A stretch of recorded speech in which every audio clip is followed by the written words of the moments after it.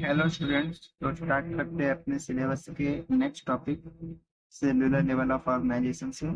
इस वीडियो में हम कवर करने वाले हैं structure and functions of cell and transport across the cell. Start करते हैं सेल से। सेल्स क्या होते हैं? सेल्स जो है बेसिक बिल्डिंग ब्लॉक्स होते हैं किसी भी लिविंग ऑर्गेनिज्म के लिए। इनको फंडामेंटल यूनिट ऑफ लाइफ भी बोला जाता है। और ये एक माइक्रोस्कोपिक स्ट्रक्चर होती है। माइक्रोस्कोपिक स्ट्रक्चर मतलब इनको देखने के लिए माइक्रोस्कोप्स की जरूरत पड़ती है। सेलुलर लेवल ऑफ ऑर्गेनाइजेशन से भी पहले हमने पढ़ा था केमिकल लेवल ऑफ ऑर्गेनाइजेशन। लेकिन केमिकल्स इंडिपेंडेंटली कोई भी लाइफ फंक्शन तो कैरी आउट कर नहीं सकते। सेल्स स्मॉलेस्ट यूनिट होती हैं जो इंडिपेंडेंटली रिप्लिकेट हो सकती हैं और लाइफ फंक्शंस कैरी आउट कर सकती हैं। सेल्स की स्टडी को सेल बायोलॉजी या साइटोलॉजी बोला जाता है। और हमारी बॉडी में अराउंड 200 टाइप्स मतलब करीबन 200 तरह की सेल्स होती है हमारी ह्यूमन बॉडी में। देखते हैं सेल का स्ट्रक्चर। सेल का स्ट्रक्चर को 3 पार्ट्स में डिवाइड किया गया है। पढ़ने में आसान रहेगा अगर एक एक करके देखें तीनों को। तो स्टार्ट करते हैं प्लाज्मा मेम्ब्रेन, साइटोप्लाज्म और न्यूक्लियस। तो स्टार्ट करते हैं प्लाज्मा मेम्ब्रेन से। प्लाज्मा मेम्ब्रेन जो है एक सेल का एक फ्लेक्सिबल आउटर सरफेस फॉर्म करता है जो कि सेल के इंटरनल एनवायरनमेंट मतलब सेल का जो अंदर का पार्ट होता है उसको आउटर एनवायरनमेंट मतलब सेल के बाहर के एनवायरनमेंट से अलग करता है। प्लाज्मा मेम्ब्रेन एक सिलेक्टिव बैरियर की तरह काम करता है मतलब कि कुछ चीजों को अंदर आने देता है और कुछ चीजों को रोक देता है बाहर ही। और वैसे ही कुछ चीजों को सेल से बाहर जाने देता है जैसे कि वेस्ट मटेरियल। और कुछ चीजों को अंदर ही रोक के रखता है जैसे कि सेल के ऑर्गेनेल्स या फिर कुछ न्यूट्रिशन जो सेल के लिए रिक्वायर्ड है। इस प्लाज्मा मेम्ब्रेन के मॉडल को या फिर स्ट्रक्चर को एक बेसिक मॉडल है, फ्लूइड मोज़ेक मॉडल बोलते हैं। उससे ज्यादा अच्छे से समझा जा सकता है। देखते हैं कि उस मॉडल में कैसे प्लाज्मा मेम्ब्रेन को एक्सप्लेन किया है। इस मॉडल के अकॉर्डिंग जो प्लाज्मा मेम्ब्रेन है उसका स्ट्रक्चर एक लिपिड यानी कि फैट के समंदर की तरह है जिसमें कई तरह के प्रोटीन्स के ब्लॉक यानी मोज़ेक, मोज़ेक का मतलब होता है ब्लॉक या पार्ट्स। कई तरह के प्रोटीन्स का जो ब्लॉक्स है वो स्विम करते हैं या फ्लोट करते हैं, तैरते हुए रहते हैं। अब कुछ प्रोटीन के ब्लॉक्स जो होते हैं वो आइसबर्ग की तरह फ्रीली मूव करते हैं। आइसबर्ग मतलब बर्फ के बड़े टुकड़ों की तरह फ्रीली मूव करते हैं। और कुछ जो है आइलैंड्स की तरह एंकर्ड, एंकर्ड मतलब एक ही जगह पर स्टेबल बने हुए हैं। स्क्रीन पे दिख रहे डायग्राम से प्लाज्मा मेम्ब्रेन का स्ट्रक्चर देख के समझ सकते हैं किस तरह से लिपिड की बाइलेयर बनी हुई है। आइए देखते हैं इसका स्ट्रक्चर। प्लाज्मा मेम्ब्रेन का बेसिक स्ट्रक्चर एक लिपिड बाइलेयर, बाई मतलब दो, मतलब लिपिड्स की दो लेयर से बना हुआ होता है। और ये दो लेयर्स में 3 टाइप्स के लिपिड्स होते हैं। पहला फॉस्फोलिपिड जिसमें जो कि 75% कॉन्स्टिट्यूट करता है। और दूसरा ग्लाइकोलिपिड्स जिसका कंपोजिशन होता है अराउंड 5%। और तीसरा कोलेस्ट्रॉल जो कि इन लेयर्स में 20% कंट्रीब्यूट करता है। जो फॉस्फोलिपिड में जो फॉस्फेट ग्रुप है ये हाइड्रोफिलिक होता है। हाइड्रोफिलिक, हाइड्रो मतलब वाटर और फिलिक मतलब लविंग, मतलब हाइड्रोफिलिक का मतलब वाटर लविंग। तो जो फॉस्फेट ग्रुप है फॉस्फोलिपिड्स में ये वाटर लविंग है। और जो टेल है वो लिपोफिलिक है। लिपो मतलब लिपिड यानी कि फैट और फिलिक मतलब लविंग। तो जो टेल है यानी कि लिपिड की टेल है वो फैट लविंग है और जो फॉस्फेट हेड है वो वाटर लविंग है। मतलब फॉस्फोलिपिड्स में दोनों तरह की प्रॉपर्टी पाई जाती है, हाइड्रोफिलिसिटी और लिपोफिलिसिटी। और ऐसा मॉलिक्यूल या ऐसा कंपाउंड जिसमें हाइड्रोफिलिसिटी और लिपोफिलिसिटी दोनों पाई जाती है ऐसे मॉलिक्यूल को एम्फीपैथिक या एम्फीफिलिक मॉलिक्यूल बोला जाता है। ये वही स्ट्रक्चर जो अभी आपने कुछ देर पहले स्क्रीन में देखा। लिपिड की दो बाइलेयर्स थी, कोलेस्ट्रॉल, फॉस्फोलिपिड्स, ग्लाइकोलिपिड्स, ईटीसी। और कुछ पेरिफेरल प्रोटीन्स थे। पेरिफेरल का मतलब होता है जो सरफेस के करीब हो। आइए देखते हैं प्लाज्मा मेम्ब्रेन के फंक्शंस क्या क्या हैं। एक तो सबसे पहला और इम्पोर्टेंट फंक्शन जो पहले भी अपन डिस्कस कर चुके हैं कि ये सेल के इंटरनल एनवायरनमेंट और आउटसाइड का जो एनवायरनमेंट है उससे सेल को सेपरेट रखते हैं। मतलब सेल के इंटरनल एनवायरनमेंट और एक्सटर्नल एनवायरनमेंट को सेपरेट रखने में हेल्प करता है। दूसरा इंट्रासेल्यूलर सिग्नलिंग में हेल्प करता है। तीसरा किसी भी सब्सटेंस का सेल के अंदर या सेल के बाहर के फ्लो को रेगुलेट करता है, कंट्रोल करता है। और दूसरी तरह की सेल्स को आइडेंटिफाई करने में हेल्प करता है। सेल्स को प्रोटेक्ट भी करता है by the process of phagocytosis and pinocytosis. Phagocytosis मतलब जब सेल कोई भी सॉलिड पार्टिकल इंगल्फ करती है या फिर निगलती है, उसे फैगोसाइटोसिस बोलते हैं या फिर सेल ईटिंग बोलते हैं। और पिनोसाइटोसिस मतलब सेल ड्रिंकिंग या फिर जब सेल कोई भी लिक्विड पार्टिकल को अपने अंदर इंगल्फ करती है, उसे पिनोसाइटोसिस बोलते हैं। ये स्पेशली व्हाइट ब्लड सेल्स करती हैं, जो कि इम्यून सिस्टम का पार्ट होती हैं। तो जब भी कोई वायरस या बैक्टीरिया आता है तो उस पर अटैक फैगोसाइटोसिस या पिनोसाइटोसिस के थ्रू ही तो करती हैं सेल्स। फिर इसका एक इम्पॉर्टेंट काम है प्लाज्मा मेम्ब्रेन का, मटेरियल्स का ट्रांसपोर्टेशन। अब मटेरियल्स का ट्रांसपोर्टेशन एंडोसाइटोसिस, ट्रांससाइटोसिस, एक्सोसाइटो इन प्रोसेस के थ्रू होता है। ट्रांससाइटोसिस एक्चुअल में कुछ नहीं, एंडोसाइटोसिस और ट्रांसपोर्ट होता है। एंडोसाइटोसिस का मतलब होता है कोई भी चीज सेल के अंदर आए तो उसे एंडोसाइटोसिस बोलते हैं। फिर उसका ट्रांसपोर्टेशन हो स्टार्टिंग पॉइंट से लेके लास्ट मतलब सेल के दूसरे पॉइंट तक, और उसके बाद उस चीज को सेल से बाहर कर दिया जाए तो उस प्रोसेस को एक्सोसाइटोसिस बोलते हैं। मतलब एंडोसाइटोसिस और एक्सोसाइटोसिस दोनों को कॉम्बाइनली ट्रांससाइटोसिस बोला जाता है। एग्जाम्पल के लिए न्यूट्रिएंट्स जो हमारे गट में अब्जॉर्ब होते हैं, जैसे जब हम कोई भी फूड खाते हैं तो उसका न्यूट्रिशन जब अब्जॉर्ब होता है हमारे स्टमक में, तो पहले उस फूड से न्यूट्रिशन अब्जॉर्ब होगा, तो जो स्टमक की सेल्स है पहले उनमें जाएगा और फिर उन सेल्स से ट्रांसफर होकर ब्लड सेल्स में जाएगा। तो यहाँ पर ट्रांससाइटोसिस की प्रोसेस हो गई। स्टार्ट करते हैं सेल के नेक्स्ट कंपोनेंट साइटोप्लाज्म से। साइटोप्लाज्म जो है वो सेल का सेल्यूलर मेम्ब्रेन यानी जो प्लाज्मा की मेम्ब्रेन थी वो, और जो न्यूक्लियस होता है, इन दोनों के बीच में जितनी भी चीजें होती है उन सबको कॉम्बाइनली साइटोप्लाज्म बोला जाता है। अब साइटोप्लाज्म में मेनली दो कंपोनेंट होते हैं, एक तो जो फ्लूइड पोर्शन यानी लिक्विड पोर्शन होता है, और दूसरा जो छोटे छोटे ऑर्गेनेल्स है, छोटे छोटे स्ट्रक्चर्स होते हैं।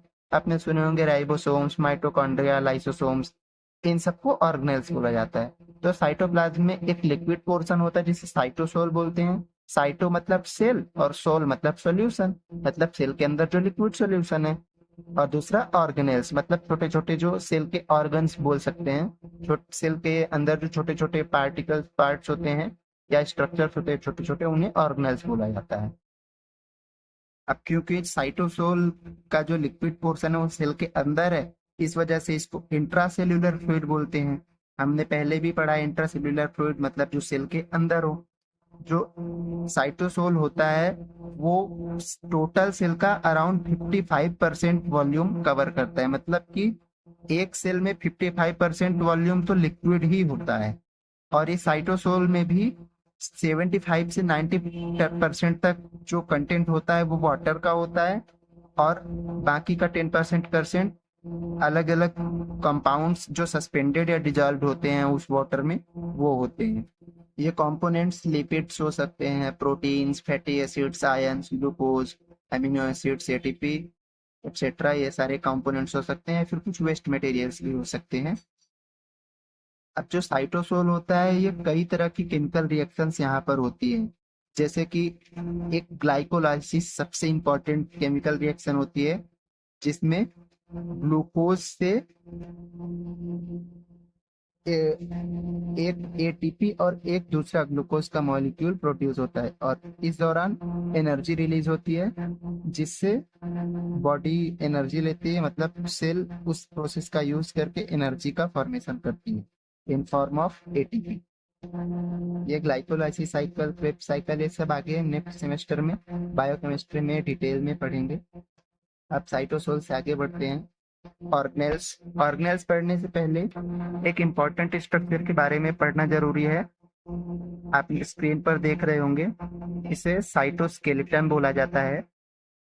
सेल के अंदर जो ऑर्गेनेल्स होते हैं उनको एक जगह स्टेबल रखने में और सेल को एक स्ट्रक्चर एक शेप प्रोवाइड करने में इस स्ट्रक्चर का बहुत बड़ा रोल होता है, जो कि सेल को सपोर्ट प्रोवाइड करता है और ऑर्गेनेल्स को एक जगह स्टेबल रखता है और सपोर्ट प्रोवाइड करता है। इसे साइटोस्केलेटन बोलते हैं। ये एक्चुअल में प्रोटीन के फिलामेंट्स का एक नेटवर्क होता है। फिलामेंट मतलब धागे जैसे स्ट्रक्चर्स का एक नेटवर्क होता है जो पूरे साइटोसोल में फैला हुआ होता है, और अलग अलग डायमीटर के बेसिस पर साइटोस्केलेटन्स को 3 कैटेगरी में रखा गया है।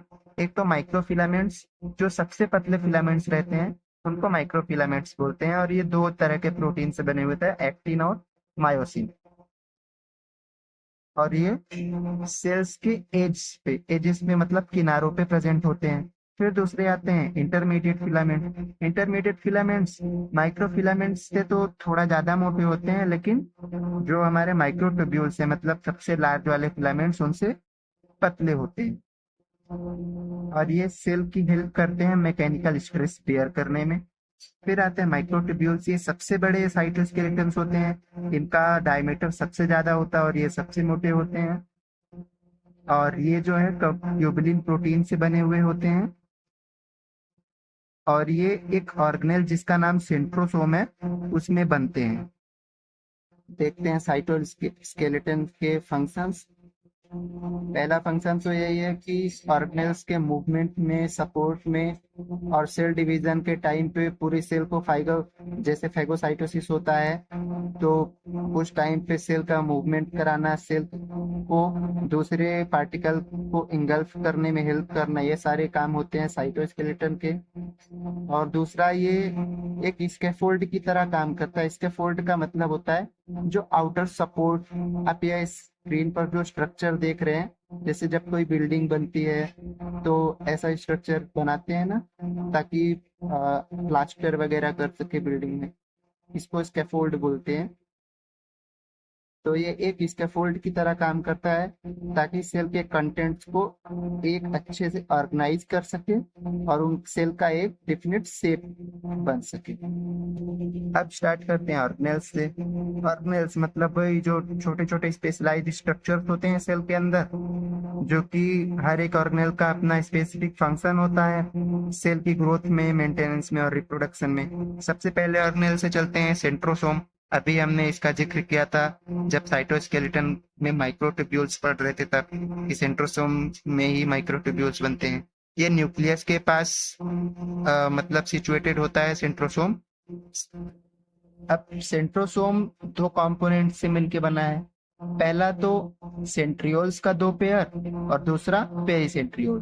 तो जो सेंट्रियोल्स का पेयर होता है उसमें 9 माइक्रोट्यूब्यूल की ट्रिपलेट्स होती हैं, मतलब तीन तीन तीन तीन रॉड्स होती हैं माइक्रोट्यूब्यूल की, और वो टोटल 9 होती है। 9 माइक्रोट्यूब्यूल्स की ट्रिपलेट्स रहते हैं। आप जैसा स्क्रीन पे देख पा रहे हैं ये डायग्राम, कुछ ऐसा होता है सेंट्रोसोम का सेंट्रियोल। और दूसरा होता है पेरिसेंट्रियोल। पेरिसेंट्रियोल रिंग शेप में का एक मतलब स्ट्रक्चर होता है जो कि ट्यूबुलिन से बना हुआ होता है, ट्यूबुलिन प्रोटीन से। और ये क्या करता है, सेंट्रियोल्स को कवर करता है, सेंट्रियोल्स के चारों तरफ फैला हुआ होता है। अब देखते हैं सेंट्रियोल्स के फंक्शन या सेंट्रोसोम के फंक्शन। तो पहला तो सेल साइकिल के रेगुलेशन में हेल्प करता है, और माइक्रोट्यूब्यूल के फॉर्मेशन और ऑर्गेनाइजेशन में हेल्प करता है। साइटोस्केलेटन पढ़ रहे थे तब हमने देखा ये। और माइटोटिक स्पंडल फाइबर के फॉर्मेशन में हेल्प करता है। अब आते हैं next organelle, cilia and flagella में। आप जो स्क्रीन पर देख रहे हैं कुछ इस तरह से सिलिया और फ्लैजिला दिखते हैं। सिलिया और फ्लैजिला ये ये भी माइक्रोट्यूब्यूल से ही बने हुए होते हैं, और ये हेयर लाइक स्ट्रक्चर्स मतलब बाल जैसे पतले पतले स्ट्रक्चर्स होते हैं, जो कि मतलब सेल में मूवमेंट के लिए रिस्पॉन्सिबल है। अब सेल के अंदर भी मूवमेंट हो सकती है और पूरी की पूरी सेल को मूव कराने में भी इनका रोल होता है। सिलिया जो होता है वो अराउंड 20 माइक्रोट्यूब्यूल से बना हुआ होता है, और फ्लैजिला जो होता है वो सिलिया से बड़ा होता है। सिलिया का फंक्शन होता है सेल के अंदर पार्टिकल्स का मूवमेंट कराना, और फ्लैजिला का काम होता है पूरी की पूरी सेल का मूवमेंट कराना। जैसा अभी आपने डायग्राम में देखा कि स्पर्म सेल में फ्लैजिलम कैसे पूरी सेल को मूव कराता है। नेक्स्ट ऑर्गेनेल में आते हैं जो है राइबोसोम। अब राइबोसोम्स जो होते हैं यहाँ पर प्रोटीन सिंथेसिस होती है सेल की, और क्योंकि इनका नाम राइबोसोम इसलिए पड़ा क्योंकि ये जो जिस प्रोटीन के ये खुद बने हुए होते हैं उस प्रोटीन का नाम होता है राइबो न्यूक्लिक एसिड या आरआरएनए। इस वजह से इनका नाम राइबोसोम होता है। और ये खुद दो सब यूनिट से मिलकर बने होते हैं, एक लार्जर सब यूनिट होती है और एक स्मॉलर सब यूनिट होती है। ये आप जैसे स्क्रीन पर देख पा रहे हैं, ये लार्जर सब यूनिट और एक स्मॉलर सब यूनिट। और ये दोनों सब यूनिट्स सेपरेटली पहले न्यूक्लियोलस न्यूक्लियोलस या न्यूक्लियोलाई, जो कि एक स्फेरिकल बॉडी होती है सेल के न्यूक्लियस के अंदर, वहां पर ये दोनों फॉर्म होते हैं, यानी वहां पर ये राइबोसोम के दोनों सब यूनिट्स बनते हैं। और बनने के बाद न्यूक्लियस से बाहर आते हैं सेपरेटली, और उसके बाद दोनों जुड़ के एक एंटायर पूरा कंप्लीट राइबोसोम बनाते हैं साइटोप्लाज्म में आने के बाद। अब राइबोसोम्स टू टाइप्स के होते हैं, एक तो 70S राइबोसोम्स, दूसरा 80S राइबोसोम्स। एस का मतलब यहाँ पर होता है स्वेडबर्ग यूनिट। स्वेडबर्ग यूनिट एक मतलब मेजर होती है ये चेक करने का कि कोई भी राइबोसोम कितना जल्दी सेडिमेंट होगा। सेडिमेंट का मतलब अगर कोई भी चीज कितनी जल्दी तली पर बैठ जाएगी। तो अगर सेंट्रीफ्यूजेशन की प्रोसेस करें तो कौन सा राइबोसोम जल्दी तली पर बैठेगा, उस बेसिस पर हम राइबोसोम्स को क्लासिफाई करते हैं 70S राइबोसोम और 80S राइबोसोम। तो जो 70S राइबोसोम होते हैं वो दो सब यूनिट से मिलकर बने होते हैं। स्मॉलर सब यूनिट जो होती है वो 30S होती है और लार्जर सब यूनिट 50S, और इन दोनों को कंबाइन करने पर जो राइबोसोम बनते हैं उन्हें 70S राइबोसोम्स बोला जाता है। और जो 80S राइबोसोम्स होते हैं वो दो सब यूनिट से मिलकर बने होते हैं। पहली 40S की सब यूनिट स्मॉल वाली और दूसरी 60S की लार्जर सब यूनिट, और इन दोनों को मिला के 80S के राइबोसोम्स बनते हैं। अब जो 70S के राइबोसोम होते हैं ये या तो प्रोकैरियोटिक सेल जैसे कि बैक्टीरिया या आर्की में मिलेंगे, और या फिर यूकैरियोट सेल्स की माइटोकॉन्ड्रिया में पाए जाते हैं। और 80S के राइबोसोम्स यूकैरियोटिक सेल्स जैसे कि ह्यूमन की सेल हो गई, प्लांट्स की सेल हो गई, फंगी, इन सब में मिलती है। अब क्योंकि ह्यूमंस में यूकैरियोटिक सेल्स होती है तो इनमें 80S राइबोसोम्स प्लस क्योंकि माइटोकॉन्ड्रिया भी होती है ह्यूमन सेल में तो 70S राइबोसोम्स, यानी ह्यूमंस में 70S और 80S दोनों तरह के राइबोसोम्स पाए जाते हैं। अब देखते हैं राइबोसोम्स की लोकेशंस और फंक्शंस क्या क्या है। राइबोसोम्स का मेन फंक्शन तो एक ही होता है, प्रोटीन को सिंथेसाइज करना। अब उनकी लोकेशन पे ये डिपेंड करता है कि वो प्रोटीन जो सिंथेसाइज कर रहे हैं उसका यूटिलाइजेशन कहाँ पर होगा, वो प्रोटीन कहाँ पर यूज होगा। तो अगर हम देखें जो राइबोसोम्स एंडोप्लाज्मिक रेटिकुलम, जो कि नेक्स्ट ऑर्गेनेल हम पढ़ने वाले हैं, एंडोप्लाज्मिक रेटिकुलम से अटैच रहते हैं, वो जो प्रोटीन सिंथेसाइज करते हैं वो प्रोटीन सेल के स्पेसिफिक ऑर्गेनेल्स को और प्लाज्मा मेम्ब्रेन को सेंड कर दिया जाता है या फिर एक्सपोर्ट कर दिया जाता है। और जो राइबोसोम्स माइटोकॉन्ड्रिया में पाए जाते हैं, जैसा कि भी हमने पढ़ा 70S राइबोसोम्स माइटोकॉन्ड्रिया में रहते हैं। माइटोकॉन्ड्रियल राइबोसोम्स जो प्रोटीन सिंथेसाइज करते हैं वो माइटोकॉन्ड्रिया के लिए ही यूज होता है। और जो राइबोसोम्स ना तो माइटोकॉन्ड्रिया ना ही एंडोप्लाज्मिक रेटिकुलम, इन दोनों के अलावा कहीं भी साइटोसोल में फ्रीली मूव करते हैं, वो साइटोसोल के लिए ही प्रोटीन का सिंथेसिस करते हैं। मतलब उनका जो प्रोटीन सिंथेसिस होता है वो साइटोसोल में ही यूटिलाइज हो जाता है। नेक्स्ट ऑर्गेनेल एंडोप्लाज्मिक रेटिकुलम या ईआर, जैसा कि स्क्रीन पे दिख रहा होगा आपको डायग्राम, कुछ ऐसा होता है। अ, ये भी एक तरह की मेम्ब्रेन्स का नेटवर्क होता है जो कि फ्लैटेंड सैक्स या ट्यूब्यूल्स की तरह दिखता है।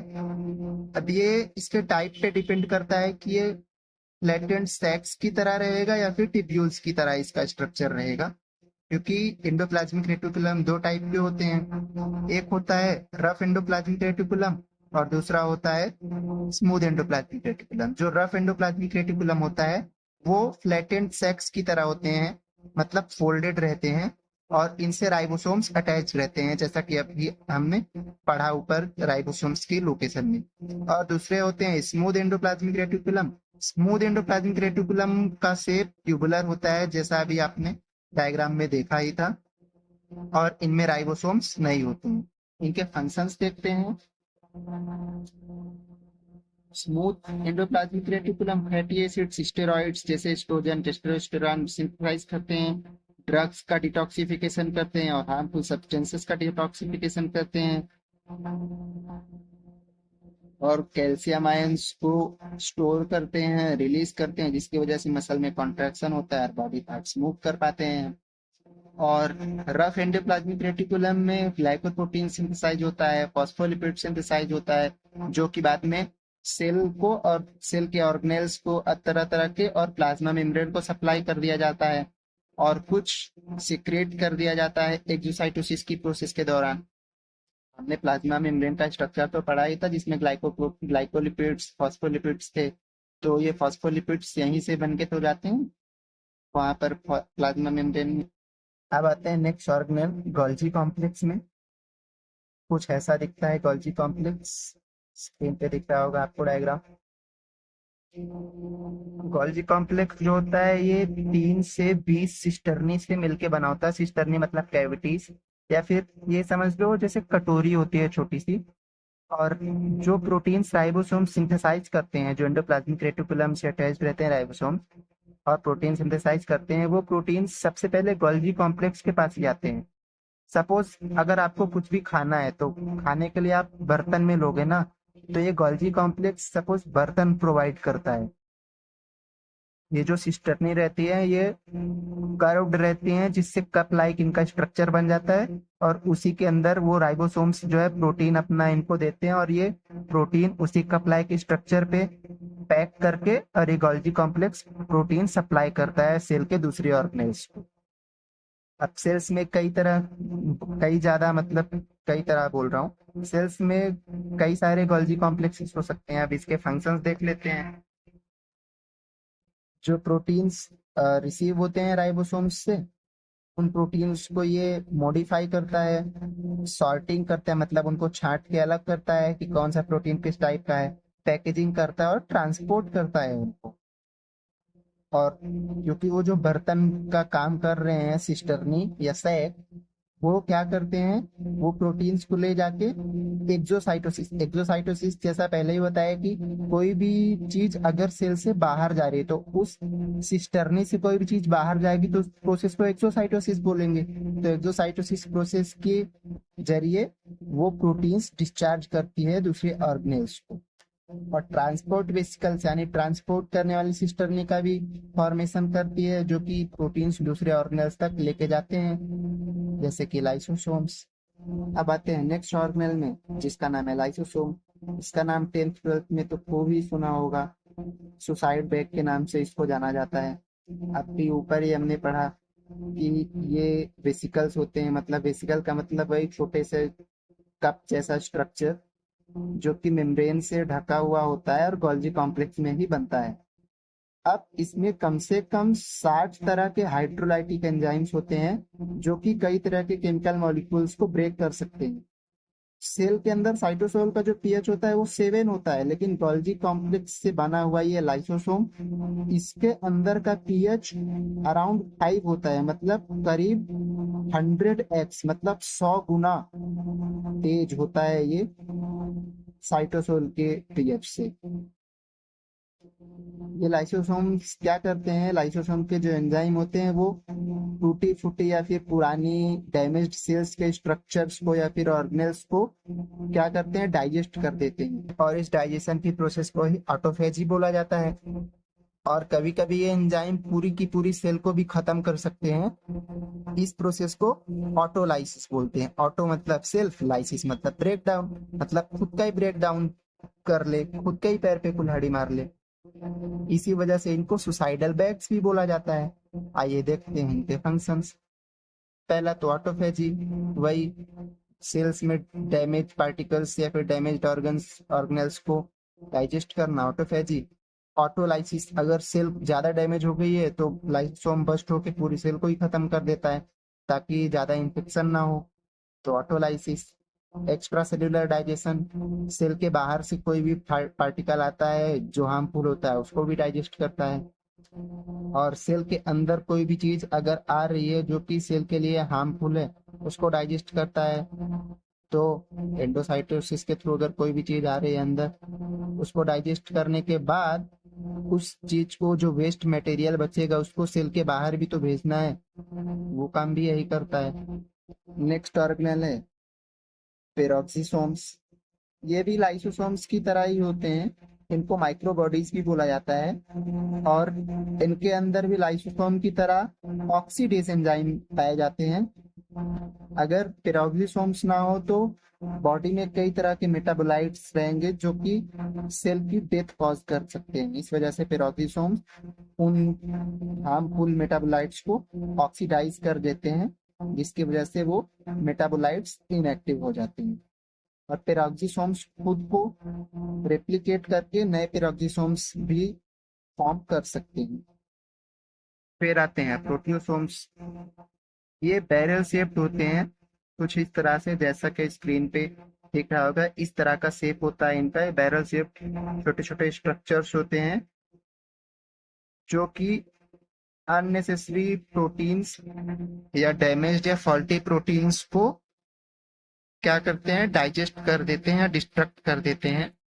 और उनको डिस्ट्रक्ट करने के लिए इनके पास एक एंजाइम होता है जिसका नाम होता है प्रोटीएज, और इस एंजाइम की वजह से ही इनका नाम क्या पड़ गया, प्रोटियोसोम्स। प्रोटियो मतलब प्रोटीन और सोम्स सोम्स मतलब बॉडी।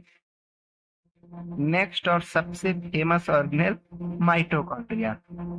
इसका नाम देख के ही पता चल रहा है, माइटो का मतलब होता है थ्रेड यानी धागा, और कॉन्ड्रिया मतलब ग्रेन्यूल्स मतलब पार्टिकल्स, मतलब ये धागे के जैसे कुछ पार्टिकल्स रहते हैं। अब ये भी एक सेल का ऑर्गेनेल है, और ये तो इस लाइन से फेमस ही है, 10th 9th में पढ़ाई है, mitochondria is the power house of the cell. तो ऐसा इसलिए क्योंकि इसमें एक प्रॉपर्टी होती है, ये एरोबिक रेस्पिरेशन के थ्रू एटीपी जनरेट करता है। एटीपी मतलब एडिनोसिन ट्राइफॉस्फेट, जो कि एनर्जी के लिए मतलब एनर्जी का एक फॉर्म है, और ये यूज होता है एनर्जी फॉर्मेशन के लिए। क्योंकि ये एनर्जी फॉर्मेशन करता है इस वजह से इसको power house of the cell बोला जाता है। सेल में 100 से लेके हजारों तक माइटोकॉन्ड्रिया हो सकते हैं। अब वो डिपेंड करता है कि सेल किस टाइप के। अगर मसल सेल्स हैं जिनको ज्यादा वर्क करना पड़ता है तो उनमें ज्यादा माइटोकॉन्ड्रिया होते हैं। अब ये माइटोकॉन्ड्रिया कुछ ऐसा दिखता है जैसा कि आपको स्क्रीन पे दिख रहा है।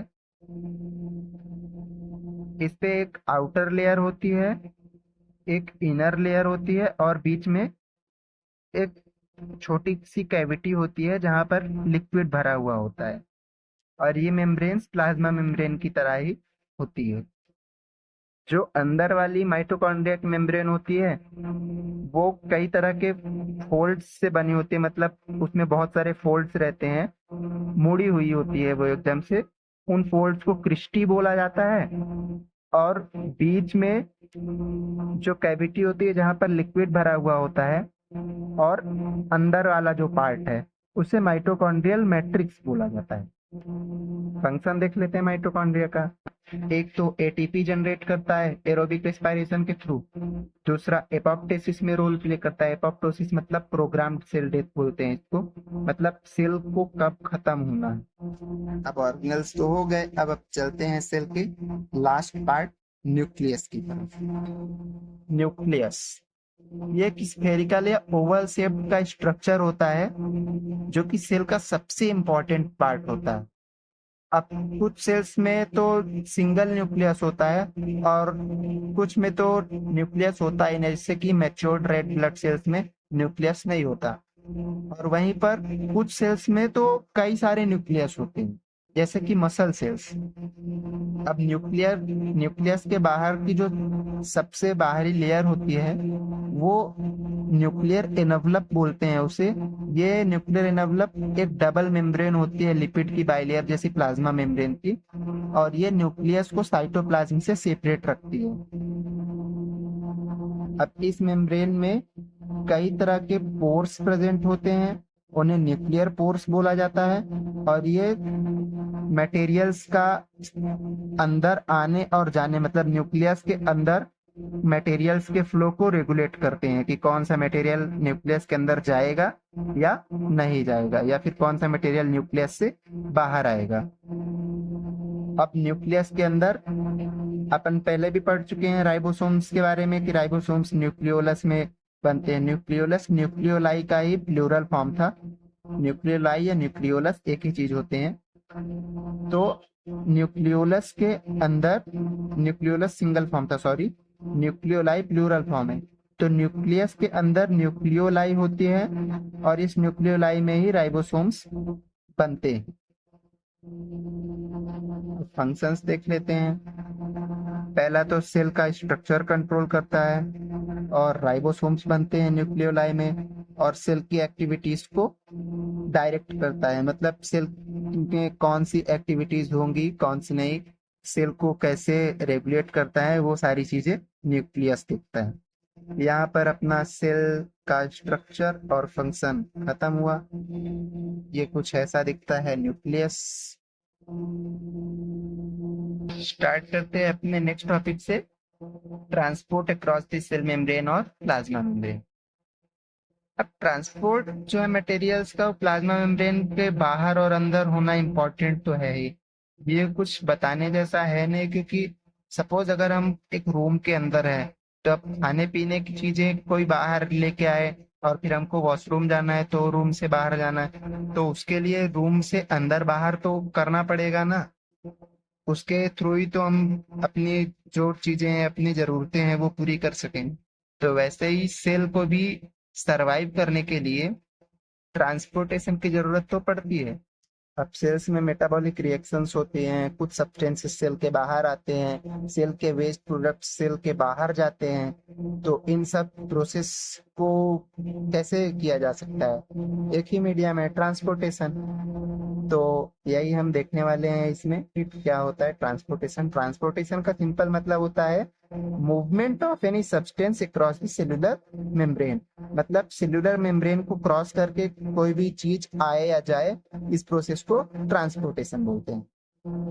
अब ये ट्रांसपोर्टेशन प्रोसेस एक्टिव हो सकती है या फिर पैसिव हो सकती है।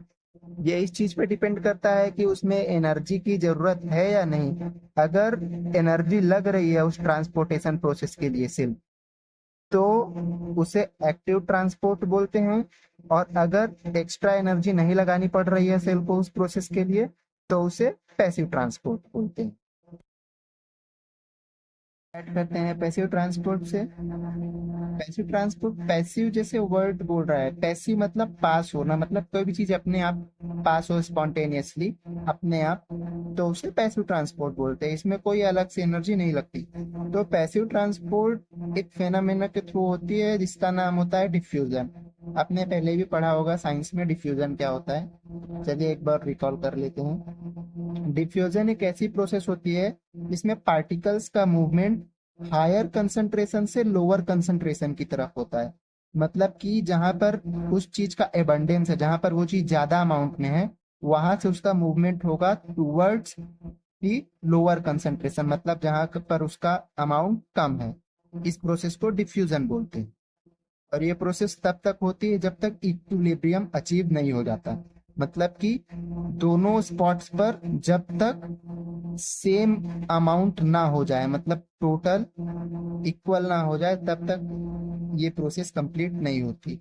फॉर एग्जाम्पल आप ये डायग्राम देखे, इसमें एक डाई डाली ब्लू कलर की, और वो धीरे धीरे डिफ्यूज हो रही है, और तब तक डिफ्यूज होगी जब तक इसमें मौजूद पानी में पूरी तरीके से घुल के और इक्वल ना हो जाए, पूरे पानी का कलर सेम ना हो जाए, तब तक ये इसका डिफ्यूजन प्रोसेस चलता रहेगा।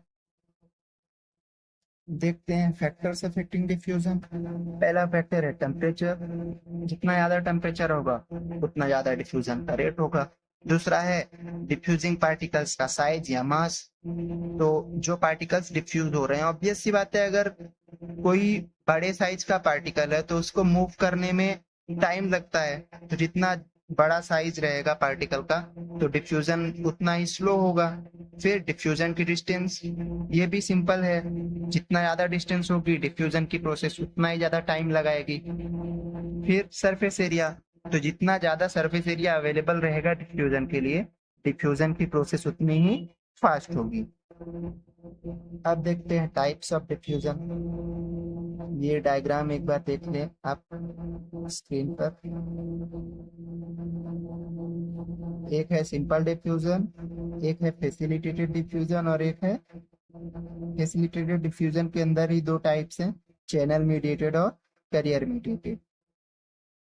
स्टार्ट करते हैं सिंपल डिफ्यूजन से। ये एक पैसिव प्रोसेस होती है जिसमें सिंपली लिपिड की बाइलेयर को क्रॉस करके प्लाज्मा मेम्ब्रेन जो होती है उसको क्रॉस करके सेल की कोई भी मटेरियल दूसरे साइड जाता है, जैसे कि oxygen, carbon dioxide, nitrogen etcetera. ये सिंपल डिफ्यूजन प्रोसेस के थ्रू होता है। मतलब सिंपल डिफ्यूजन उन पार्टिकल्स के लिए है जो नॉन पोलर हैं। फिर आता है facilitated diffusion. Facilitated diffusion polar molecules के लिए होता है। मतलब इसमें एक प्रोटीन यूज होगा जो कि हेल्प करेगा उन पार्टिकल्स को डिफ्यूज होने में। अब ये प्रोटीन के टाइप पे डिपेंड करता है कि फैसिलिटेटेड डिफ्यूजन किस टाइप का है। अगर प्रोटीन चैनल प्रोटीन है तो वो चैनल मेडिएटेड फैसिलिटेटेड डिफ्यूजन होगा, और अगर वो कैरियर प्रोटीन है तो वो कैरियर मेडिएटेड फैसिलिटेटेड डिफ्यूजन होगा। देखते हैं channel mediated facilitated diffusion. Channel mediated facilitated diffusion में क्या होता है, सॉल्यूट कंसंट्रेशन ग्रेडियंट के क्रॉस मूव करता है लिपिड बाइलेयर को क्रॉस करके, और ये एक मेम्ब्रेन चैनल के थ्रू जाता है। ये प्रोटीन का मेम्ब्रेन चैनल, मतलब ये जो प्लाज्मा की मेम्ब्रेन होती है वहां पर एक प्रोटीन का चैनल होता है। चैनल का मतलब गेट, और ग्रेडियंट का मतलब होता है डिफरेंस। मतलब कि सपोज मैं बोल रहा हूँ कंसंट्रेशन ग्रेडियंट, मतलब कि बाहर कंसंट्रेशन में क्या डिफरेंस है और अंदर कंसंट्रेशन में क्या डिफरेंस है, वो जो डिफरेंस आएगा उसे कंसंट्रेशन ग्रेडियंट बोलेंगे। तो इसमें सॉल्यूट मूव करता है due to concentration gradient across the lipid bilayer. मतलब जो लिपिड की बाइलेयर है उसके दोनों तरफ किसी भी मटेरियल का कंसंट्रेशन डिफरेंट ही होगा, तो वो मूव करता है एक प्रोटीन चैनल के थ्रू, और इस वजह से इसको चैनल मीडिएटेड फैसिलिटेटेड डिफ्यूजन बोलते हैं। ये मेम्ब्रेन चैनल्स जो होते हैं ये स्पेसिफिकली आयन चैनल्स होते हैं, जैसे कि potassium ion channel, sodium ion channel या क्लोरीन आयन चैनल एक्सेट्रा। तो ये स्पेशली आयंस का ही ट्रांसपोर्ट करते हैं। ये जो मतलब आयंस का ट्रांसपोर्ट जो होता है वो चैनल मेम्ब्रेन के थ्रू होता है, चैनल मेम्ब्रेन फैसिलिटेटेड डिफ्यूजन। फिर दूसरा है कैरियर मीडिएटेड फैसिलिटेटेड डिफ्यूजन। इसमें एक कैरियर या ट्रांसपोर्टेशन मॉलिक्यूल रहता है जिससे कि सॉल्यूट बाइंड करता है, और बाइंड होने के बाद जो ये कैरियर या ट्रांसपोर्टर मॉलिक्यूल है इसका शेप चेंज हो जाता है, कुछ इस तरह जैसा स्क्रीन में दिख रहा है कि ग्लूकोज का मॉलिक्यूल इस कैरियर या ट्रांसपोर्टर मॉलिक्यूल से बाइंड हुआ, और बाइंड होने के बाद इसका शेप जैसे ही चेंज हुआ तो ये ग्लूकोज का मॉलिक्यूल अंदर से बाहर की साइड, बाहर से अंदर की साइड आ गया। अब आते हैं अपनी नेक्स्ट पर। अभी डिफ्यूजन ही चल रहा है पर ये प्रोसेस उससे थोड़ी अलग है, ऑस्मोसिस। ये भी डिफ्यूजन का एक टाइप ही है, लेकिन इसमें सॉल्यूट का मूवमेंट नहीं होता, इसमें सॉल्वेंट का मूवमेंट होता है, वो भी एक सिलेक्टिव या सेमी परमिएबल मेम्ब्रेन के थ्रू। सिलेक्टिव इसलिए कि ये मेम्ब्रेन सॉल्वेंट के लिए तो परमिएबल है लेकिन सॉल्यूट के लिए परमिएबल नहीं है, इस वजह से इसे सिलेक्टिवली परमिएबल या फिर सेमी परमिएबल मेम्ब्रेन बोला जाता है। इस प्रोसेस में डिफ्यूजन का उल्टा होता है। इस प्रोसेस में जिधर सॉल्यूट का कंसंट्रेशन कम होता है उधर से मूवमेंट होगा जिधर सोल्यूट का कंसंट्रेशन ज्यादा होगा, और ये प्रोसेस क्रॉस करेगी किसको, सेमी परमेबल मेम्ब्रेन को। और मूवमेंट किसका होगा इसमें, सॉल्वेंट का, ना कि सोल्यूट का।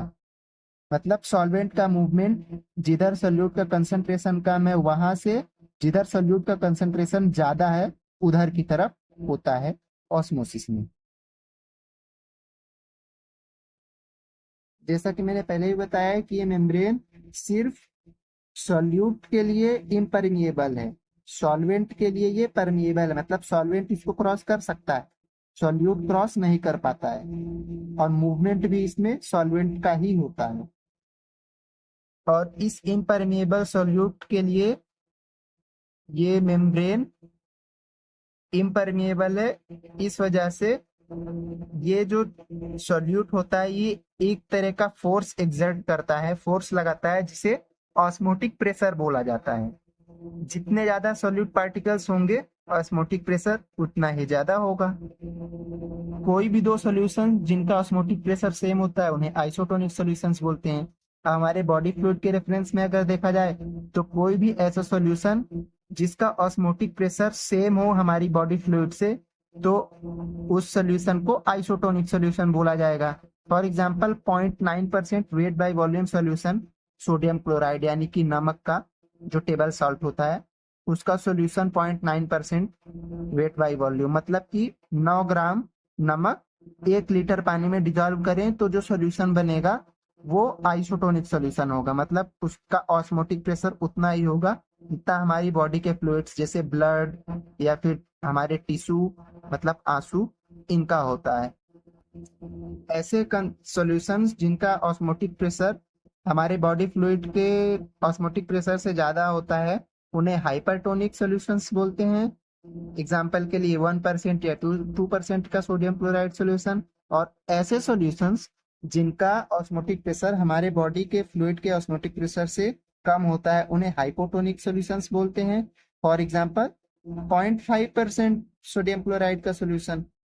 और हाइपरटोनिक या हाइपोटोनिक दोनों को एक कॉमन टर्मिनोलॉजी बोल सकते हैं, दिया जा सकता है, जिसे बोलते हैं पैराटोनिक। अब क्योंकि ऑस्मोटिक में मूवमेंट किसका होता है, सॉल्वेंट का, और वो भी लोअर कंसंट्रेशन से हायर कंसंट्रेशन की तरफ। मतलब जिधर सॉल्यूट का कंसंट्रेशन कम है वहां से सॉल्यूट मूव करके किधर जाता है, हायर कंसंट्रेशन की तरफ। तो अगर हाइपरटोनिक सॉल्यूशन में रेड ब्लड सेल्स हम डालते हैं तो क्योंकि हाइपरटोनिक है मतलब कि उसमें सॉल्यूट का कंसंट्रेशन ज्यादा है, रेड ब्लड सेल्स के अंदर जो मतलब सॉल्यूशन है उसमें जो सॉल्यूट्स हैं उन सॉल्यूट से ज्यादा सॉल्यूट हमारे सॉल्यूशन में है। तो अगर उसमें रेड ब्लड सेल्स डालेंगे तो रेड ब्लड सेल्स क्या होंगी, श्रिंक हो जाएंगी। क्यों? क्योंकि रेड ब्लड सेल्स का जो सॉल्वेंट होगा वो मूव आउट कर जाएगा, मतलब बाहर आ जाएगा। क्योंकि ऑस्मोसिस में तो यही होता है, लो कंसंट्रेशन से हायर कंसंट्रेशन की तरफ मूवमेंट। इस वजह से रेड ब्लड सेल्स श्रिंक हो जाएंगी और इस प्रोसेस को क्रेनेशन बोला जाता है। और इसका ही अपोजिट अगर करें कि रेड ब्लड सेल्स को हाइपोटोनिक सॉल्यूशन में अगर डालें तो रेड ब्लड सेल्स क्या करेंगी, इजीली उस सॉल्यूशन से सॉल्वेंट को अब्सॉर्ब करने लग जाएंगे। मतलब सॉल्वेंट का मूवमेंट रेड ब्लड सेल्स के अंदर होगा और रेड ब्लड सेल्स क्या होंगी, बर्स्ट हो जाएंगी, फट जाएंगी फूल के। और इस प्रोसेस को हीमोलाइसिस बोलते हैं। इस डायग्राम से समझ में आ रहा होगा, रेड ब्लड सेल्स को आइसोटोनिक सॉल्यूशन में डालते हैं तो कुछ भी नहीं होता, हाइपोटोनिक सॉल्यूशंस में डालते हैं तो बर्स्ट हो जाती है और फट जाती है, और हाइपोटोनिक सॉल्यूशंस में डालते हैं तो वो श्रिंक हो जाती है और क्रेनेशन हो जाता है उसका। अब चलते हैं नेक्स्ट, एक्टिव ट्रांसपोर्ट।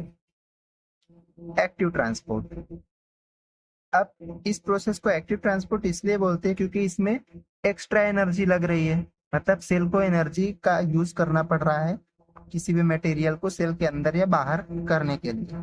अब ये दो तरीके का हो सकता है, प्राइमरी एक्टिव ट्रांसपोर्ट और secondary active transport. Primary active transport में क्या होता है, जो एनर्जी होती है वो एटीपी का हाइड्रोलाइसिस करके जनरेट की जाती है और उस एनर्जी का यूज किया जाता है, उसे प्राइमरी एक्टिव ट्रांसपोर्ट बोलते हैं। सेकेंडरी एक्टिव ट्रांसपोर्ट में क्या होता है, जो एनर्जी होती है वो आयनिक कंसंट्रेशन ग्रेडियंट के फॉर्म में स्टोर्ड रहती है, वो एनर्जी यूज होती है। और ऐसे ट्रांसपोर्ट को सेकेंडरी एक्टिव ट्रांसपोर्ट बोला जाता है। और इस सेकेंडरी एक्टिव ट्रांसपोर्ट में मॉलिक्यूल्स जो है वो मूव करते हैं, मतलब दो डिफरेंट टाइप के मॉलिक्यूल्स का मूवमेंट होता है। ये जैसा आप डायग्राम में देख रहे हैं, स्क्रीन पे आपका डायग्राम दिख रहा है कुछ ऐसा। तो अगर सेम डायरेक्शन में दोनों मॉलिक्यूल्स या दोनों सब्सटेंसेस का, दोनों कंपोनेंट्स का मूवमेंट हो रहा है, उसे सिम्पोर्ट बोलते हैं। और अगर अपोजिट डायरेक्शन में मूवमेंट हो रहा है, उसे एंटीपोर्ट बोलते हैं। और जो मूव करवाने वाले हैं, इन्हें सिम्पोर्टर और एंटीपोर्टर बोला जाता है। फिर आते हैं ट्रांसपोर्ट वेसिकल्स में। ट्रांसपोर्ट वेसिकल्स, वेसिकल मतलब वही छोटे छोटे कप लाइक स्ट्रक्चर या फिर सपोज सैक या बर्तन है एक तरह का, जो चीजों को कंटेन करने का काम करते हैं। तो ट्रांसपोर्ट वेसिकल्स का यूज करके अगर ट्रांसपोर्ट हो रहा है तो ट्रांसपोर्ट वेसिकल्स के ट्रांसपोर्ट में आ जाता है। अब उसमें एंडोसाइटोसिस, एंडोसाइटोसिस का मतलब अगर किसी वेसिकल में कोई सब्सटेंस को रख के सेल के अंदर लेके जाया जाए, मतलब from outside to inside, cell के बाहर से सेल के अंदर किसी चीज को वेसिकल के थ्रू पहुंचाया जाए, उस प्रोसेस को एंडोसाइटोसिस बोलते हैं। और अगर सेल के अंदर से कोई चीज सेल के बाहर लाई जाए वेसिकल के थ्रू, उसे एक्सोसाइटोसिस बोलते हैं। एक्सोसाइटोसिस का यूज होता है मतलब सिक्रेटरी सेल्स जो होती हैं, जैसे जो हार्मोन्स या एंजाइम्स रिलीज करती हैं, उन सेल्स के लिए एक्सोसाइटोसिस बहुत इंपॉर्टेंट होता है, क्योंकि वो इसी प्रोसेस के थ्रू ब्लड में अपने हार्मोन्स रिलीज करती हैं। और एंडोसाइटोसिस जो होती है, ये फेगोसाइटोसिस और पिनोसाइटोसिस दो टाइप में डिवाइडेड है।